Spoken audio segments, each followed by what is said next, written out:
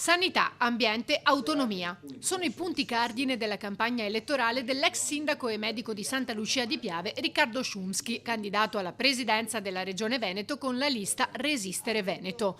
Un raggruppamento di partiti e associazioni nato, evidenzia Szumski, dal confronto con i cittadini. Abbiamo bisogno delle firme, ma vogliamo le firme dei cittadini, perché sono loro che ci hanno ispirato. Non è che io mi sono autocandidato perché penso di essere un megalomane, è perché c'è un sentire attorno che mi ha spinto a farlo e avremo bisogno, adesso ho centinaia di, dico migliaia di persone che mi dicono quando è che devo firmare, prudono a loro le mani perché vogliono firmare. Partiremo da questa raccolta di firme che sarà la nostra campagna elettorale. Balzato agli onori delle cronache per le sue prese di posizione contro i vaccini anti-Covid, Szumski vuole riportare la sanità al centro. Le liste di attesa non le inventiamo noi, il fatto che si scappi dal pubblico per andare nel privato come operatori, sia colleghi medici ma anche sanitari, è un elemento fondamentale. I reparti sono in sofferenza, io ho qualche amico primario che è tornato vicino alla pensione a fare le guardie perché non c'è il numero sufficiente di medici per garantire la copertura.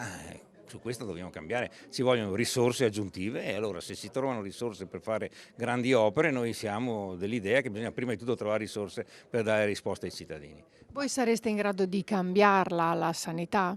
Ma io sono convinto di sì, partendo dalla revisione dell'azienda zero. Poi c'è l'autonomia. Tante chiacchiere per 7 anni, 8 anni ormai tra poco e risultati zero, perché la legge Calderoli è una legge creata così, sbagliando anche l'approccio secondo me, bastava prendere la Costituzione vigente e si ottenevano già qualcuno ha voluto dire porto a casa tutte le 23 competenze e il risultato è stato zero. Consapevole delle difficoltà, il candidato e la sua squadra sono pronti a metterci la faccia per il Veneto e i veneti. Forze diverse che hanno fatto una scelta attorno alla mia persona e io sottolineo questo perché nel passato chi era fuori dal sistema si frammentava, qui invece siamo in tanti assieme, questo è un valore aggiunto, è una risposta nuova rispetto al passato.